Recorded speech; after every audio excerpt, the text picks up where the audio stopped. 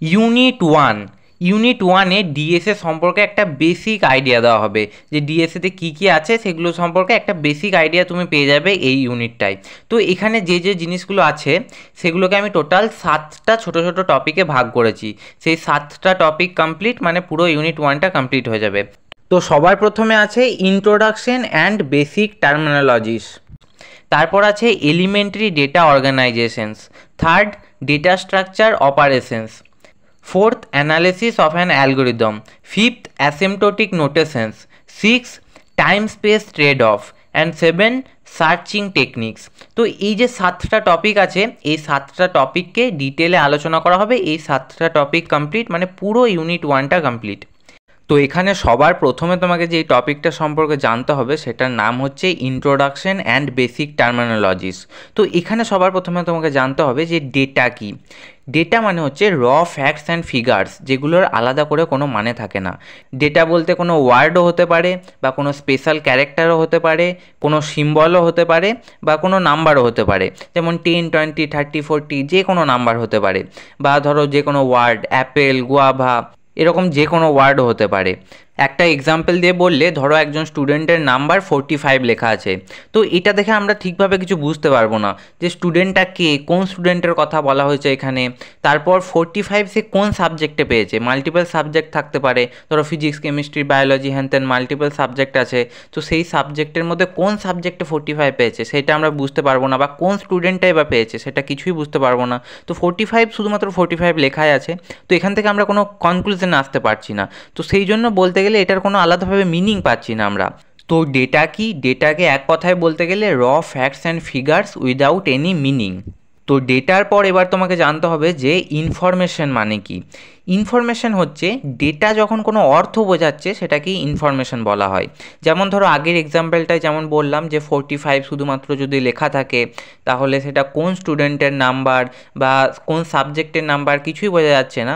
সেগুলোর মধ্যে যদি কিছু বোঝা যায়, মানে ধরো বলা থাকলো যে কোন স্টুডেন্টের নাম্বার, তখন সেটাকে একটা ইনফরমেশন বলা হবে।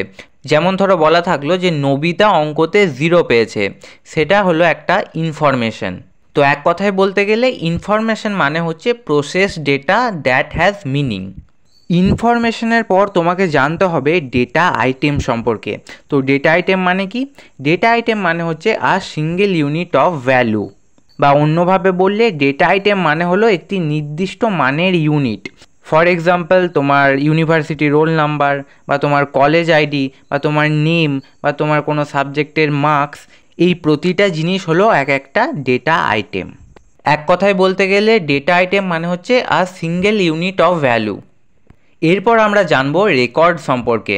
অনেকগুলো ডেটা আইটেম যখন একসাথে থাকে সেটাকে রেকর্ড বলা হয়। যেমন ধরো কলেজে তোমার নেম, তোমার university roll number, university registration number, তারপর তোমার প্যারেন্টসের নেম, তোমার ফোন নাম্বার, এইসব অনেক কিছুর তথ্য একসাথে থাকে, সেটাকে রেকর্ড বলা হয়। তাহলে ওই পুরো জিনিসটা হচ্ছে তোমার রেকর্ড। যখন তোমার আলাদা আলাদা ডেটা আইটেম একসাথে থাকছে, তোমার নাম হচ্ছে আলাদা করে একটা ডেটা আইটেম, তারপর তোমার রোল নাম্বার হচ্ছে একটা আলাদা ডেটা আইটেম, তারপর তোমার প্যারেন্টসের নেম হচ্ছে আলাদা একটা ডেটা আইটেম, তারপর তোমার ফোন নাম্বার হচ্ছে আলাদা একটা ডেটা আইটেম। তো এরকম প্রতিটা ডেটা আইটেম একসাথে মিলে তৈরি করছে তোমার একটা রেকর্ড। তো এক কথায় বলতে গেলে আ collection of related data items, সেটাকেই বলা হচ্ছে রেকর্ড। তো এবার আমরা জানবো যে ফাইল কি। অনেকগুলো রেকর্ড যখন একসাথে থাকে সেটাকে ফাইল বলা হয়। যেমন ধরো তোমাদের কলেজে, তোমাদের ক্লাসরুমে মাল্টিপল স্টুডেন্ট থাকবে, 30 জন থাকতে পারে, 60 জন থাকতে পারে। তো যতজনই স্টুডেন্ট থাকুক, প্রত্যেক স্টুডেন্টের আলাদা আলাদা রেকর্ড থাকে কলেজের কাছে। স্টুডেন্টের নাম, রোল নাম্বার, তার ইমেল আইডি, ফোন নাম্বার, প্যারেন্টসের নেম, তারপর ঠিকানা, সমস্ত কিছু নিয়ে একটা রেকর্ড তৈরি হয় একজন স্টুডেন্টের। তো এরকম ধরো ক্লাসে 30 জন স্টুডেন্ট আছে, তো সেই 30 জন স্টুডেন্টের আলাদা আলাদা রেকর্ড থাকবে। তো সেই প্রত্যেকজন স্টুডেন্টের রেকর্ডকে যখন একসাথে রাখা হবে সেটাকে একটা ফাইল বলা হবে। তো সেরকম ইন্ডিভিজুয়াল স্টুডেন্টের এক একটা রেকর্ড থাকবে। তো এরকম সব কটা রেকর্ড একসাথে মিলিয়ে তৈরি হয় একটা ফাইল। তো এক কথায় বলতে গেলে ফাইল কি? আর কালেকশন অফ রিলেটেড রেকর্ডসকে বলা হচ্ছে ফাইল। তো পুরো জিনিসটা একবার রিভাইজ করিয়ে দিই। ডেটা মানে হচ্ছে র facts and figures without any meaning. এটা কোনো নাম্বার হতে পারে, কোনো ওয়ার্ড হতে পারে, বা কোনো ক্যারেক্টার বা কোনো সিম্বলও হতে পারে। তারপর আছে ইনফরমেশন। ইনফরমেশন মানে হচ্ছে process data that has meaning. Data plus অর্থ বোঝালে সেটাকে ইনফরমেশন বলা হচ্ছে।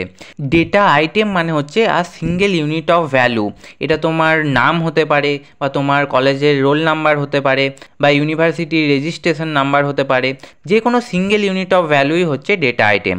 আর রেকর্ড মানে কি হচ্ছে আর collection of related data items. যখন অনেকগুলো ডেটা আইটেম একসাথে থাকছে সেটাকে রেকর্ড বলা হচ্ছে। ফর এক্সাম্পল তোমার নাম, রোল নাম্বার, তুমি কত মার্কস পেয়েছো, তোমার ফোন নাম্বার, এই সব কটা জিনিস একসাথে হচ্ছে একটা রেকর্ড। তারপর আছে ফাইল। ফাইল মানে হচ্ছে আ কালেকশন অফ রিলেটেড রেকর্ডস। তোমাদের ক্লাসে ধরো 30 স্টুডেন্ট আছে, প্রত্যেক স্টুডেন্টের আলাদা আলাদা রেকর্ড থাকবে, যেখানে তাদের নাম, রোল নাম্বার, ফোন নাম্বার, প্যারেন্টসের নেম, তারপর অ্যাড্রেস, এইসব লেখা আছে। তো সবকটা মিলিয়ে একজন স্টুডেন্টের একটা ইন্ডিভিজুয়াল রেকর্ড তৈরি হচ্ছে। তো সেরকম 30 জন স্টুডেন্টের আলাদা আলাদা রেকর্ড আছে। তো সবকটা রেকর্ড একসাথে মিলিয়ে হচ্ছে একটা ফাইল। তো ইন্ট্রোডাকশন অ্যান্ড বেসিক টার্মিনোলজিসে তোমাকে এই কটা জিনিস জানতে হবে। পরবর্তী টপিক হচ্ছে এলিমেন্টারি ডেটা অর্গানাইজেশনস। তো ডেটা কম্পিউটারে স্টোর করা থাকে আর ইউজ করার জন্য বিভিন্নভাবে সাজানো থাকে। এগুলোকে আমরা ডেটা অর্গানাইজেশন বা ডেটা স্ট্রাকচার বলি। তো এই ডেটা স্ট্রাকচার বা ডেটা অর্গানাইজেশন 4 প্রকারের হতে পারে। একটা হচ্ছে লিনিয়ার অর্গানাইজেশন, একটা নন লিনিয়ার অর্গানাইজেশন, একটা প্রিমিটিভ ডেটা স্ট্রাকচার, আর একটা হচ্ছে নন প্রিমিটিভ ডেটা স্ট্রাকচার। তো প্রত্যেকটা জিনিসকে বিস্তারিতভাবে জানা যাক। প্রথমে জানতে হবে লিনিয়ার অর্গানাইজেশনটা কি। লিনিয়ার অর্গানাইজেশনের বাংলা কথা বলতে গেলে এটাকে বলে রৈখিক বিন্যাস, মানে রেখার আকারে হচ্ছে, একটা সরলরেখা টাইপের হয়ে যাচ্ছে। তো সেটাকে বলছে লিনিয়ার অর্গানাইজেশন। এখানে ডেটাগুলো একটার পর একটা সিরিয়ালভাবে সাজানো থাকে। মানে তুমি যদি প্রথম থেকে শেষ পর্যন্ত ডেটা দেখতে চাও তাহলে তোমাকে একে একে এগোতে হবে। এর এক্সাম্পল হচ্ছে অ্যারে, লিঙ্ক লিস্ট, এইসব। যেমন ধরো তোমার কাছে একটা নামের লিস্ট আছে যেখানে 4টা নাম আছে, কাই, টাইসন, রে, ম্যাক্স। তো এখানে নামগুলো একটার পর একটা লিনিয়ারভাবে সাজানো আছে। তো এটা হচ্ছে লিনিয়ার অর্গানাইজেশন। তো এক কথায় লিনিয়ার অর্গানাইজেশন মানে হচ্ছে রৈখিক বিন্যাস, একটা সরলরেখার আকারে সেটা সাজানো হচ্ছে। মানে এখানে ডেটাগুলোকে একটার পর একটা সিরিয়ালভাবে সাজানো হচ্ছে। তারপর আছে নন লিনিয়ার অর্গানাইজেশন। তো নাম থেকেই বোঝা যাচ্ছে লিনিয়ার অর্গানাইজেশন যা হবে, নন লিনিয়ার অর্গানাইজেশন তার ঠিক উল্টো হবে। তো ওইটা যদি রৈখিক বিন্যাস হয়, এটা হচ্ছে অরৈখিক বিন্যাস, এটার বাংলা বলতে পারো। তো এখানে ডেটা সরাসরি একটা লাইনে বা একটা চেনে থাকে না, বরং হায়ারার্কিক্যালি বা নেটওয়ার্ক আকারে সাজানো থাকে। এর এক্সাম্পল হচ্ছে ট্রি, গ্রাফ, এইসব। যেমন ধরো একটা ফ্যামিলি ট্রি, সেখানে গ্র্যান্ড প্যারেন্টস থাকবে, তারপর প্যারেন্টস থাকবে, তারপর চাইল্ড থাকবে। তো এরকমভাবে এটা হায়ারার্কি আকারে সাজানো হয়, এটা লাইনে থাকে না। তো নন লিনিয়ার অর্গানাইজেশনকে এক কথায় বলতে গেলে যেটা হায়ারার্কিক্যালি আকারে সাজানো থাকে, এক লাইনে থাকে না সেটা। তারপর আছে প্রিমিটিভ ডেটা স্ট্রাকচার, যেটার বাংলা অর্থ হচ্ছে প্রাথমিক বা মৌলিক ডেটা। এগুলো হচ্ছে কম্পিউটারের সবচেয়ে বেসিক ডেটা টাইপ, যেগুলো দিয়ে জটিল ডেটা তৈরি করা যায়। এক্সাম্পল হচ্ছে ইন্টিজার, যেটাকে শর্টে ইন্ট লেখা হয়। মানে এটা পজিটিভ নাম্বার বা নেগেটিভ নাম্বার হতে পারে, যে কোনো পজিটিভ নাম্বার হতে পারে। যেমন ধরো 15, 20, 25, 35, 75, 100, যে কোনো পজিটিভ নাম্বার। আবার মাইনাসেও হতে পারে, সেটা নেগেটিভ হতে পারে, -25, -35, -75, -100। তো এরকম পজিটিভ বা নেগেটিভ গোটা গোটা যে সংখ্যাগুলো হচ্ছে সেগুলি হচ্ছে ইন্টিজার, যে কোনো নাম্বার হতে পারে, ঠিক আছে। আর ফ্লোট হচ্ছে যেগুলো দশমিক দিয়ে থাকে, যেগুলো পয়েন্ট দিয়ে থাকে। যেমন ধরো 0.4, 0.75, 5.6, 7.9, এরকম যা খুশি হতে পারে। তো যেগুলো দশমিক দিয়ে থাকে সেটা হচ্ছে ফ্লোট। তারপর থাকে ক্যারেক্টার, যেটাকে শর্টে CHAR লেখা হয়। যেমন ABCD, এগুলো হচ্ছে এক একটা ক্যারেক্টার। তো এছাড়াও পয়েন্টার থাকে। তো এই যে ইন্টিজার, ফ্লোট, ক্যারেক্টার, পয়েন্টার, এই সব জিনিস তোমরা অলরেডি পড়ে এসছো সেকেন্ড সেমিস্টারে প্রোগ্রামিং ফর প্রবলেম সলভিং সাবজেক্টটাতে। তো এইগুলো সম্পর্কে অলরেডি তোমাদের আইডিয়া আছে, তবুও একবার করে বলে দিলাম। তো প্রিমিটিভ ডেটা স্ট্রাকচারের এক্সাম্পল হচ্ছে ধরো int age equal to 20, CHAR grade equal to A। এগুলো হচ্ছে প্রিমিটিভ ডেটা স্ট্রাকচারের এক্সাম্পল। তো এক কথায় প্রিমিটিভ ডেটা স্ট্রাকচার কি? প্রিমিটিভ ডেটা স্ট্রাকচার হলো কম্পিউটারের সবচেয়ে বেসিক ডেটা টাইপ, যেগুলো দিয়ে জটিল ডেটা তৈরি করা যায়। তারপর আছে নন প্রিমিটিভ ডেটা স্ট্রাকচার। তো প্রিমিটিভ ডেটা স্ট্রাকচার যদি প্রাথমিক বা মৌলিক ডেটা হয়, নন প্রিমিটিভ ডেটা স্ট্রাকচার হচ্ছে অপ্রাথমিক বা জটিল ডেটা। এগুলো প্রিমিটিভ ডেটা দিয়েই বানানো হয়। এগুলো আবার দু ধরনের হতে পারে, এক তো লিনিয়ার মানে রৈখিক, যেমন অ্যারেজ, লিঙ্ক লিস্ট, ট্যাগস, কিউজ, এখানে ডেটা একটার পর একটা সিরিয়ালভাবে থাকে। আর দ্বিতীয় ভাগ হচ্ছে নন লিনিয়ার মানে অরৈখিক, যেমন ট্রিজ, গ্রাফস, এখানে ডেটা হায়ারার্কি বা নেটওয়ার্ক আকারে থাকে। তো এলিমেন্টারি ডেটা অর্গানাইজেশনসে আমরা জানলাম linear organization, non linear organization, primitive data structure আর নন প্রিমিটিভ ডেটা স্ট্রাকচারসের ব্যাপারে। এরপর আমরা জানবো ডেটা স্ট্রাকচার অপারেশন সম্পর্কে। যখন আমরা কোনো ডেটা স্ট্রাকচার ইউজ করি তখন তার ভেতরের ডেটার ওপর কিছু কাজ করতে হয়।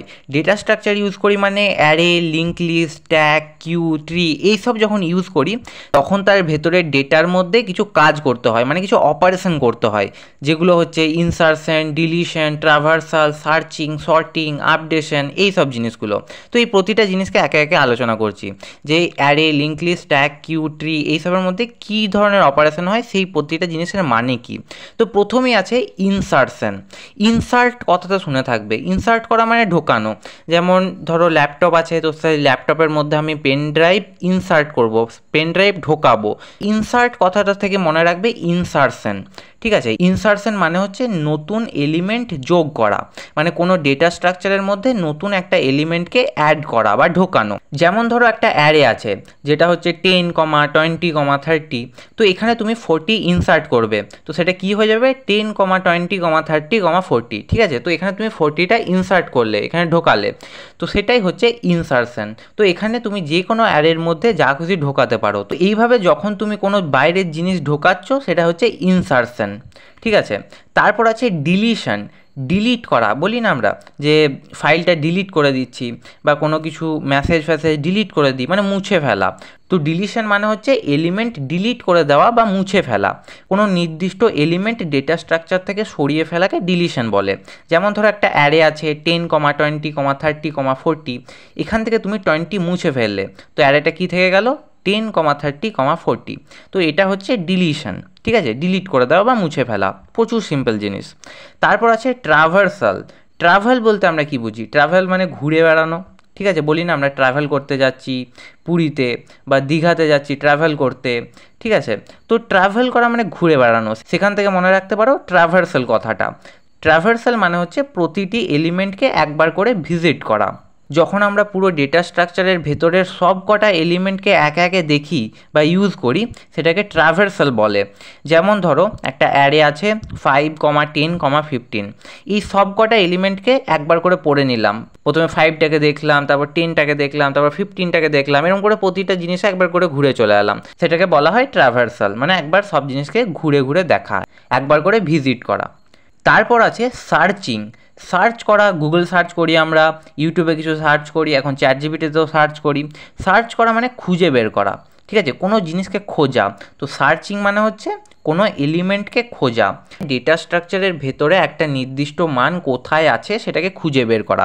যেমন ধরো একটা অ্যারে আছে 10, 20, 30, 40, এখানে 30 খুঁজলে আমরা পাই সেটার অবস্থান হচ্ছে ইন্ডেক্স নাম্বার 2। ঠিক আছে, ইন্ডেক্স নাম্বার 2 কেন, তোমরা নিশ্চয়ই পড়েছো যে প্রথম যে এলিমেন্টটা থাকে সেটাকে 0 ধরা হয়, তারপর একটা 1, তারপর একটা 2। ঠিক আছে, তো 0তে 10 আছে, 1-এ 20 আছে এবং 2-এ আছে 30। তো ইন্ডেক্স নাম্বার 2-এ পাওয়া যাচ্ছে 30। তো ইন্ডেক্স নাম্বার 2-এ আমি 30টাকে খুঁজে পেলাম। ঠিক আছে, সার্চ করে খুঁজে পেলাম।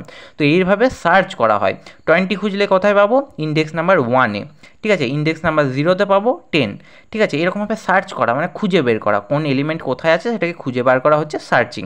তারপর আছে সর্টিং। সর্টিং মানে হচ্ছে এলিমেন্টগুলোকে সাজানো, এলিমেন্টগুলোকে একটা নির্দিষ্ট ক্রমে সাজানো, সেটা অ্যাসেন্ডিং অর্ডারে হতে পারে বা ডিসেন্ডিং অর্ডারে হতে পারে। তো এই যে সার্চিং, সর্টিং আছে না, এই জিনিসগুলো সম্পর্কে একটা ইউনিট আছে ডেটা স্ট্রাকচারের যে পরবর্তী ইউনিটগুলোতে আছে, এইগুলো সম্পর্কে সেখানে বিস্তারিতভাবে জানতে পারবে। ঠিক আছে, প্রথম ইউনিটটাতে একটু ইন্ট্রোডাকশান দেওয়া হয়, একটু বেসিক জিনিসগুলো জানানো হয়। তো এখানে শুধু ওপর থেকে যাচ্ছে, কিন্তু এইগুলোর ওপর পরবর্তী ইউনিটে খুব ভালোভাবে একদম ডিটেলে বোঝানো হবে। তো সর্টিং মানে হচ্ছে এলিমেন্টগুলোকে সাজানো, সেটা অ্যাসেন্ডিং অর্ডারে হতে পারে, ডিসেন্ডিং অর্ডারে হতে পারে। যেমন ধরো একটা অ্যারে আছে 40, 10, 30, 20, তো এইগুলো ধরো র্যান্ডামলি আছে, ঠিক আছে। তো এটাকে যদি আমি অ্যাসেন্ডিং অর্ডারে সাজাই তাহলে সেটা কি হবে 10, 20, 30, 40, মানে ছোটো থেকে বড়োভাবে সাজাচ্ছি, সেটাকে অ্যাসেন্ডিং অর্ডার বলছে। উল্টো দিকে বড় থেকে ছোটোভাবে সাজালে সেটাকে ডিসেন্ডিং অর্ডার বলছে। যেমন ধরো এটাকে আমি সাজাতাম যে 40, 30, 20, 10, সেটা হতো ডিসেন্ডিং অর্ডার। তো এই যে 40, 10, 30, 20 এই যে এটা রয়েছে, এটা তো র্যান্ডামলি রয়েছে না, এখানে 40 রয়েছে মানে পরপর সাজানো নেই। সেটাকে যদি আমি অ্যাসেন্ডিং অর্ডারে সাজাই মানে 10, 20, 30, 40, বা ডিসেন্ডিং অর্ডারে সাজাই 40, 30, 20, 10, সেটা হয়ে যাচ্ছে সর্টিং, মানে এলিমেন্টগুলোকে সাজানো, সেটা অ্যাসেন্ডিং অর্ডারে হতে পারে বা ডিসেন্ডিং অর্ডারে হতে পারে, ঠিক আছে, এতটাই সিম্পল। তারপর আছে আপডেশন। আপডেট কথাটা তোমরা শুনে থাকবে, আমরা মোবাইলে বা ল্যাপটপে আপডেট দিই যাতে সিস্টেমটা পুরনো না হয়ে যায়, ঠিক আছে, নতুন ভার্সন ইউজ করার জন্য আমরা ফোন বা ল্যাপটপকে আপডেট করি। তো আপডেশন মানে হচ্ছে পুরনো মান পরিবর্তন করা, ডেটা স্ট্রাকচারের মধ্যে আগে থেকে থাকা একটি মানকে নতুন মানে বদলে দেওয়া। যেমন ধরো একটা অ্যারে আছে 10, 20, 30, এর থেকে 20কে বদলে আমি 25 করে দিলাম, তাহলে অ্যারেটা কী হবে 10, 25, 30, ঠিক আছে। এটা হচ্ছে আপডেশন, মানে পুরনো মানকে পরিবর্তন করা। তো ডেটা স্ট্রাকচার অপারেশনসে আমরা যা যা পড়লাম সেগুলো একবার রিভাইজ করিয়ে দিই। প্রথমে পড়লাম ইনসারশন সম্পর্কে, যেটার মানে হচ্ছে নতুন এলিমেন্ট যোগ করা। তারপর ডিলিশন মানে এলিমেন্ট মুছে ফেলা। তারপর ট্রাভার্সাল মানে সব কটা এলিমেন্টকে একবার ভিজিট করা। তারপর ছিল সার্চিং মানে কোনো নির্দিষ্ট এলিমেন্টকে খুঁজে পাওয়া। তারপর ছিল সর্টিং মানে এলিমেন্টগুলোকে সাজানো, সেটা অ্যাসেন্ডিং অর্ডারে হতে পারে বা ডিসেন্ডিং অর্ডারে হতে পারে। তারপর ছিল আপডেশন, আগের এলিমেন্ট বদলে নতুন মান দেওয়া। তো ডেটা স্ট্রাকচার অপারেশনসে এই কটা জিনিসই আছে। এরপর আমরা জানবো অ্যানালিসিস অফ অ্যান অ্যালগোরিদম সম্পর্কে। তো সবার প্রথমে জানা যাক যে অ্যালগোরিদমটা কি। অ্যালগোরিদম মানে হলো কোনো সমস্যার সমাধানের জন্য একটি স্টেপ বাই স্টেপ নির্দিষ্ট প্রক্রিয়া। এটা কিছু ফাইনাইট স্টেপসের মধ্যেই সীমাবদ্ধ থাকবে, মানে আনলিমিটেড স্টেপস থাকবে না, যে স্টেপের পর স্টেপ আসতেই থাকছে শেষ হচ্ছে না, সেরকম নয়। কিছু নির্দিষ্ট সংখ্যক স্টেপের মধ্যেই শেষ হয়ে যাবে। যেমন যদি একটা এক্সাম্পল দিয়ে বলি, ধরো তুমি চা বানাবে, তো চা বানানোর জন্য তোমাকে কিছু স্টেপ ফলো করতে হবে। যেমন ধরো তুমি একটা পাত্র নিলে, সেই পাত্রতে গরম জল ঢাললে, সেখানে চা পাতা ঢাললে, তারপর চিনি ঢাললে, দুধ ঢাললে, তো সব কটাকে ছেঁকে নিয়ে তোমার চা তৈরি হলো। তো এই যে চা বানানোর জন্য যে স্টেপগুলো ছিল সেগুলো 4-5টা স্টেপ আছে, এমন নয় যে মাল্টিপল স্টেপস হয়েই যাচ্ছে স্টেপের শেষ নেই, সেটা নয়। এই যে 4-5টা নির্দিষ্ট সংখ্যক স্টেপ আছে, এই স্টেপের মধ্যেই জিনিসটা সীমাবদ্ধ। তো এই যে স্টেপ বাই স্টেপ প্রসেসটা হচ্ছে, এটাই হচ্ছে অ্যালগোরিদম, ঠিক আছে। তো এটা তো রিয়েল লাইফে এক্সাম্পল বললাম। অন্য একটা এক্সাম্পল বলতে গেলে তুমি ধরো দুটো সংখ্যার যোগফল বের করবে। তো এটার জন্য ফার্স্ট স্টেপ হচ্ছে তোমাকে প্রথম সংখ্যা ইনপুট নিতে হবে, সেকেন্ড স্টেপ হচ্ছে দ্বিতীয় সংখ্যা ইনপুট নিতে হবে, থার্ড স্টেপ হচ্ছে দুটি সংখ্যাকে যোগ করতে হবে, ফোর্থ স্টেপ হচ্ছে রেজাল্ট প্রিন্ট করতে হবে, ফিফথ স্টেপ হচ্ছে এন্ড করতে হবে। তো দুটি সংখ্যা যোগ করার জন্য এই অ্যালগোরিদমটা ফলো করতে হবে। তো এখানে যে জিনিসটা আমাদেরকে পড়তে হবে সেটা হচ্ছে অ্যানালিসিস অফ অ্যালগোরিদম। অ্যালগোরিদম জিনিসটা তো আমরা জেনে গেলাম, কিন্তু অ্যানালিসিস মানে বিশ্লেষণ করা। বিশ্লেষণ করার প্রয়োজনটা কি? অ্যানালিসিস কেন দরকার? অ্যানালিসিস দরকার কারণ একটা সমস্যার জন্য অনেক রকম অ্যালগোরিদম থাকতে পারে। ধরো চা বানানোর যে এক্সাম্পলটা দিলাম, ধরো একই সরঞ্জাম, ওই যে চা, চিনি, চা পাতা, গরম জল, এই সব কিছুকে তুমি 5 জন মানুষের মধ্যে সমানভাগে ভাগ করে দিলে, আর 5 জন কি বললে তোমরা নিজের নিজের মতো করে চা বানাও। তো 5 জনই চা বানালো, কিন্তু তুমি যখন টেস্ট করতে যাবে তখন দেখবে যে 5 জনার চায়ের স্বাদ, 5 জনার বানানো চায়ের স্বাদ আলাদা আলাদা রকমের। কিন্তু এখন প্রশ্ন হচ্ছে যে সবার চায়ের স্বাদ আলাদা আলাদা রকমের হলো কেন? সবাইকে তো সেমই ইনগ্রিডিয়েন্টস দেওয়া হয়েছিল, তাহলে আলাদা কেন হলো? কারণ সবাই নিজের নিজের মতো করে চা বানিয়েছে। কেউ দুধ হয়তো একটু বেশি দিয়েছে, কেউ চা পাতা একটু কম দিয়েছে, কেউ হয়তো চিনি একটু বেশি বা কম দিয়েছে। তো সেরকম সবাই নিজের নিজের মতো করে বানিয়েছে। তো সবাইকে চা বানাতে বললেও সবার অ্যালগরিদম আলাদা আলাদা, সবাই নিজের নিজের মতো করে স্টেপগুলো ফলো করেছে, ঠিক আছে। তো একইভাবে একই সমস্যার জন্য অনেক রকমের অ্যালগরিদম থাকতে পারে। তাহলে প্রশ্ন হচ্ছে যে কোনটা ভালো অ্যালগরিদম, কোন চায়ের স্বাদটা বেশি। এই জন্যই আমরা অ্যালগরিদমকে বিশ্লেষণ করি বা অ্যানালিসিস করি, সেটার এফিসিয়েন্সি বা দক্ষতা মাপার জন্য। তো এই এফিসিয়েন্সি মাপার দুটো প্রসেস আছে, এক তো টাইম কমপ্লেক্সিটি আর দ্বিতীয়টা হচ্ছে স্পেস কমপ্লেক্সিটি। টাইম কমপ্লেক্সিটি বলতে অ্যালগরিদম কত সময় নেয় সেটাকে বোঝায়, সময় বলতে এখানে কতগুলো ধাপ লাগে সেটাকে বোঝায়। ফর এক্সাম্পল, লিনিয়ার সার্চে এন এলিমেন্ট খুঁজতে ওয়ার্স্ট কেসে এন বার তুলনা করতে হয়, তাই এর টাইম কমপ্লেক্সিটি হচ্ছে বিগ ও এন। তারপর আছে স্পেস কমপ্লেক্সিটি। স্পেস কমপ্লেক্সিটি বলতে অ্যালগরিদম চালানোর সময় কত মেমোরি লাগে সেটাকে বোঝায়। এখানে ডেটা, ভেরিয়েবল, স্ট্যাক বা রিকারশন সব কিছুর জন্য দরকারি জায়গা গণনা করা হয়। তো এটার একটা এক্সাম্পল হচ্ছে, অ্যারেতে এন এলিমেন্ট রাখতে চাইলে স্পেস কমপ্লেক্সিটি হবে বিগ ও এন। তো পুরো জিনিসটাকে সামারাইজ করতে চাইলে অ্যালগরিদম মানে হচ্ছে a finite step by step procedure to solve a problem. আর অ্যালগরিদম অ্যানালিসিস করা কেন প্রয়োজন? অ্যালগরিদম কতটা দ্রুত আর কত মেমোরি ব্যবহার করে সেটা বের করার জন্য অ্যানালিসিস করা প্রয়োজন। তো আরও আমরা দুটো জিনিস জানলাম, সেটা হচ্ছে টাইম কমপ্লেক্সিটি আর স্পেস কমপ্লেক্সিটি। টাইম কমপ্লেক্সিটি মানে হচ্ছে সময় কতটা লাগে, মানে কতগুলো স্টেপ লাগে সেটা। আর স্পেস কমপ্লেক্সিটি মানে হচ্ছে মেমোরি কতটা লাগে বা কতটা জায়গা লাগে সেটা। তো এটাই ছিল অ্যানালিসিস অফ অ্যান অ্যালগরিদম। এরপর আমরা জানব অ্যাসিম্পটোটিক নোটেশন সম্পর্কে। যখন কোনো অ্যালগরিদমের ইনপুট সাইজ খুব বড় হতে থাকে তখন টাইম কমপ্লেক্সিটি কিভাবে বাড়বে সেটা বোঝানোর জন্য আমরা অ্যাসিম্পটোটিক নোটেশন ব্যবহার করি। এগুলোকে তুমি অ্যালগরিদমের গ্রোথ রেট মাপার প্রতীক হিসাবে ভাবতে পারো। তো এখানে তোমাকে তিনটে জিনিস জানতে হবে, এক হচ্ছে বিগ ও, দুই হচ্ছে বিগ ওমেগা, আর 3 নাম্বার হচ্ছে বিগ থিটা। বিগোকে একটা বড় সাইজের ও এর আকারে ডিনোট করা হয়, এটা মানে হচ্ছে আপার বাউন্ড বা ওয়ার্স্ট কেস। এটা বোঝায় সবচেয়ে খারাপ পরিস্থিতিতে, মানে ওয়ার্স্ট কেসে অ্যালগরিদম কত ধাপ লাগাতে পারে, মানে এর বেশি ধাপ লাগাবে না, মানে ম্যাক্সিমাম এতগুলো স্টেপ লাগাবে, সব থেকে খারাপ পরিস্থিতিতে এতগুলো স্টেপ লাগাবে। ফর এক্সাম্পল, লিনিয়ার সার্চে যদি এলিমেন্ট শেষের ইন্ডেক্সে থাকে বা থাকলোই না তাহলে সর্বোচ্চ এন স্টেপ লাগবে, ঠিক আছে। তাই এখানে টাইম কমপ্লেক্সিটি হবে বিগ ও এন। এরপর আছে বিগ ওমেগা, এটাকে এই সিম্বলটা দিয়ে ডিনোট করা হয়। এটা মানে হচ্ছে লোয়ার বাউন্ড বা বেস্ট কেস। এটা বোঝায় সবচেয়ে ভালো পরিস্থিতিতে, বেস্ট কেসে অ্যালগরিদম কত দ্রুত কাজ করতে পারে। ফর এক্সাম্পল, লিনিয়ার সার্চে যদি এলিমেন্টটা সবার প্রথমেই থাকে তাহলে 1 কম্প্যারিজন লাগবে, এটা হচ্ছে বেস্ট কেস। তাই এখানে বেস্ট কেস হচ্ছে ওমেগা 1। এবং তারপর আছে বিগ থিটা, এটাকে এই সিম্বলটা দিয়ে ডিনোট করা হয়। এটা মানে হচ্ছে টাইট বাউন্ড বা অ্যাভারেজ কেস। তো এটা বোঝায় অ্যাভারেজ কেসকে, মানে অ্যালগরিদমে সাধারণভাবে কতগুলো স্টেপ লাগবে, না খুব খারাপ না খুব ভালো, এভারেজ এটা, ঠিক আছে। একটা এক্সাম্পল দিয়ে বলতে গেলে লিনিয়ার সার্চে অ্যাভারেজ কেস তখন হবে যখন এলিমেন্টটা মাঝারি কোথাও থাকবে, তাহলে গড়ে প্রায় n/2 কম্প্যারিজন লাগবে।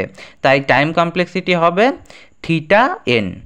তো চলো এবার একটা লুপের এক্সাম্পল নিয়ে জিনিসটাকে আরও ভালোভাবে বোঝা যাক। তো এখানে একটা ফর লুপ নিচ্ছি।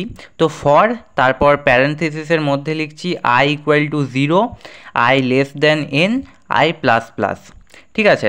তো এখানে n বার লুপ চলবে, তাই টাইম কমপ্লেক্সিটি হবে এখানে ওয়ার্স্ট কেস হবে big O N, best case হবে ওমেগা এন, আর অ্যাভারেজ কেস হবে থিটা এন।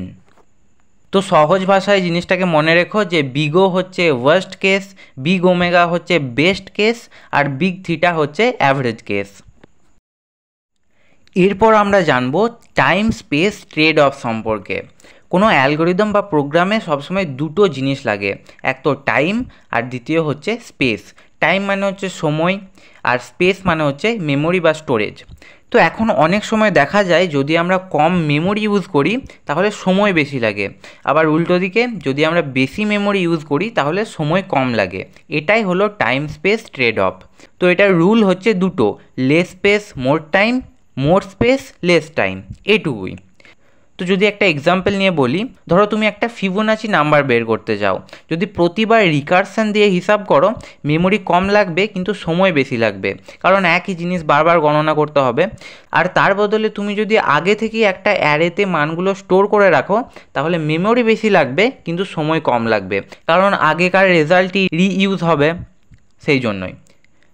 যদি আরেকটা এক্সাম্পল নিই হ্যাশ টেবিলের, ধরো তোমাকে অনেক নামের একটা লিস্টে খোঁজ করতে হবে, যদি প্রতিবার লিনিয়ার সার্চ করো মেমোরি কম লাগবে কিন্তু সময় লাগবে বিগ ও এন। যদি হ্যাশ টেবিল বানিয়ে রাখো তাহলে মেমোরি বেশি লাগবে কিন্তু খোঁজার সময় লাগবে মাত্র বিগ ও ওয়ান। এরপর আমরা জানবো সার্চিং টেকনিক সম্পর্কে। ডেটা স্ট্রাকচারের মধ্যে কোনো একটা এলিমেন্ট খুঁজে বের করার জন্য আমরা দুই ধরনের জনপ্রিয় পদ্ধতি ব্যবহার করি, এক তো লিনিয়ার সার্চ আর দ্বিতীয় হচ্ছে বাইনারি সার্চ। তো এই যে সার্চিং টেকনিক আছে এটাকে বলে অনুসন্ধান পদ্ধতি বাংলাতে। তো এই সার্চিং টেকনিক্স দুই ধরনের হয়, এক লিনিয়ার সার্চ আর দ্বিতীয়টা হচ্ছে বাইনারি সার্চ। তো লিনিয়ার সার্চ মানে হচ্ছে রৈখিক অনুসন্ধান। এর অ্যালগরিদম হচ্ছে একটি অ্যারে বা লিস্টের প্রথম থেকে শেষ পর্যন্ত একটা একটা করে এলিমেন্ট চেক করা হয়, যতক্ষণ না কি পাওয়া যাচ্ছে বা লিস্ট শেষ হয়ে যাচ্ছে ততক্ষণ পর্যন্ত চালানো হয়। কি মানে যেটাকে খুঁজছি সেটাকে কি এলিমেন্ট বলে, ঠিক আছে। তো ধরো আমার কাছে 5টা ছবি আছে, এখানের মধ্যে যেই ছবিটায় পাখি আঁকা আছে সেটা আমাকে খুঁজে বের করতে হবে। তো এই 5টা ছবি পরপর সাজানো আছে, এবার লিনিয়ার সার্চের মাধ্যমে সেটা কিভাবে খুঁজে পাওয়া যাবে। প্রথমে লিনিয়ার সার্চ প্রথম ছবিটাকে দেখবে যে এই ছবিটা পাখির যে ছবিটা আছে সেটার সঙ্গে ম্যাচ খাচ্ছে না, তো এটা নয়। তারপর সে সেকেন্ডেরটায় যাবে, দেখবে যে এটাও পাখির ছবির সঙ্গে ম্যাচ খাচ্ছে না, তো এটাও নয়। তারপরে সে থার্ডেরটায় যাবে, দেখবে এটাও ম্যাচ খাচ্ছে না, সেটাও নয়। তারপর সে ফোর্থেরটায় যাবে, দেখবে এটা ম্যাচ খেয়ে যাচ্ছে। তো এইভাবে খুঁজে পাওয়া যায় লিনিয়ার সার্চ, মানে একের পর এক সেটা ফাইন্ড করে। তো এবার ধরো পাখির ছবিটা সবার ফার্স্টেই আছে, তাহলে লিনিয়ার সার্চ কী করবে, সঙ্গে খুঁজে পেয়ে যাবে সেটা, মানে প্রথমবার করলো লিনিয়ার সার্চ করতে করতে প্রথমেই আছে যেহেতু সেটা খুঁজে পাওয়া গেল। এটা হচ্ছে বেস্ট কেস। তো এর ওয়ার্স্ট কেস কি হতে পারে, যে পাখির ছবিটা সবার লাস্টে হলো, মানে প্রথমটা খুঁজলো পেলো না, দ্বিতীয়টা খুঁজলো পেলো না, তৃতীয়টা খুঁজলো পেলো না, চতুর্থটা খুঁজলো পেলো না, সবার লাস্টে গিয়ে পেলো। এটা হচ্ছে ওয়ার্স্ট কেস। তো এইভাবে হয় লিনিয়ার সার্চ। তো এবার এর টাইম কমপ্লেক্সিটি সম্পর্কে জানি। এর বেস্ট কেস হচ্ছে বিগ ও ওয়ান, যদি এলিমেন্ট একদম প্রথমেই পাওয়া যায়, আর ওয়ার্স্ট কেস হচ্ছে বিগ ও এন, যদি এলিমেন্ট একদম শেষে থাকে বা একেবারেই না থাকে তখন। আর স্পেস কমপ্লেক্সিটি হচ্ছে বিগ ও ওয়ান, কোনো এক্সট্রা মেমোরি লাগে না। যদি একটা এক্সাম্পল দিয়ে বলি তাহলে ধরো একটা অ্যারে আছে যেটা হচ্ছে 10, 20, 30, 40, 50, এখানে কি আছে 30, মানে 30টাকে আমাকে এখানে খুঁজে বের করতে হবে। তো এখানে স্টেপগুলো কি হচ্ছে, প্রথম এলিমেন্টটা প্রথমে আমি চেক করব। তো প্রথম এলিমেন্টটা আমি দেখব, তখন দেখব এখানে 10 রয়েছে, তো আমাকে 30 খুঁজে বার করতে হবে, তাহলে তো এটা নয়। তারপর সেকেন্ডেরটা দেখব যে না আমাকে 30 খুঁজে বার করতে হবে, এটা তো 20 রয়েছে, তাহলে এটাও নয়। তারপর আমি থার্ডেরটা দেখছি যে হ্যাঁ এখানে আমি 30টা পেয়ে গেছি, তো এখানে পাওয়া গেছে। তো এইভাবে লিনিয়ার সার্চ একের পর এক প্রতিটা এলিমেন্টকে খুঁজে বের করে। এরপর আমরা জানবো বাইনারি সার্চ সম্পর্কে। বাইনারি সার্চ সম্পর্কে জানার আগে তোমার একটা ইম্পর্ট্যান্ট রুল জানা দরকার, যেটা হচ্ছে বাইনারি সার্চ কেবলমাত্র সর্টেড অ্যারেতেই কাজ করে। সর্টেড জিনিসটা আমরা একটু আগেই পড়লাম, সর্টেড মানে হচ্ছে সাজানো, সেটা ছোট থেকে বড়োভাবে সাজানো থাকতে পারে বা বড় থেকে ছোট হিসাবেও সাজানো থাকতে পারে। আগে থেকে জিনিসটা সাজানো থাকতে হবে, মানে যে অ্যারেটা থাকবে সেটা অলরেডি সর্টেড হতে হবে, মানে সাজানো হতে হবে। তো যদি সাজানো থাকে মানে সর্টেড থাকে, তখনই এবং কেবলমাত্র তখনই বাইনারি সার্চ কাজ করবে, নয়তো বাইনারি সার্চ এখানে কাজ করবে না। তো এর অ্যালগরিদম হচ্ছে ফার্স্ট স্টেপ অ্যারের মিডিল এলিমেন্ট বের করতে হবে। সেকেন্ড স্টেপ হচ্ছে যদি কি এলিমেন্ট মিডিল এলিমেন্টের সমান হয় তাহলে পাওয়া গেছে, যদি কি এলিমেন্ট মিডিল এলিমেন্টের থেকে ছোট হয় তখন লেফট হাফে খুঁজতে হবে, বাঁ দিকটায় খুঁজতে হবে। আর যদি কি এলিমেন্ট গ্রেটার দ্যান মিডিল হয়, মানে মিডিলের থেকে যদি বড় হয় কি এলিমেন্টটা, তাহলে রাইট হাফ মানে ডান দিকে খুঁজতে হবে। এভাবে বারবার হাফ করে সার্চ করতে হয়। তো এবারে টাইম কমপ্লেক্সিটি সম্পর্কে জানা যাক। তো এখানে যেহেতু প্রতিবার ডেটার অর্ধেক বাদ যায় তাই সময় লাগে বিগ ও লগ এন। এরপর এটার স্পেস কমপ্লেক্সিটি সম্পর্কে জানা যাক। ইটারেটিভ ভার্সন হলে বিগ ও ওয়ান আর রিকার্সিভ ভার্সন হলে বিগ ও লগ এন, কারণ রিকারশন স্ট্যাক লাগে।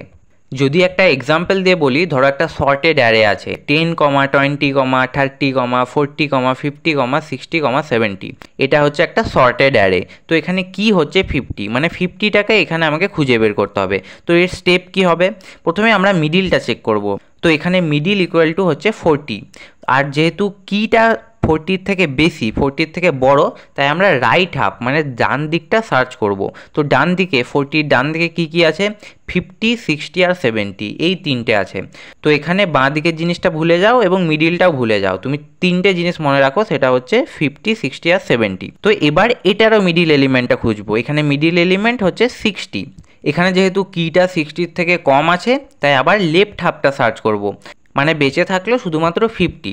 তারপর আবার মিডিলটা দেখব, মিডিল ইকুয়াল টু 50 হবে, যেহেতু 50 বেঁচে আছে, তাই এবার আমরা বলতে পারি যে কি এলিমেন্টটা পাওয়া গেছে। তো এইভাবে বাইনারি সার্চ কাজ করে।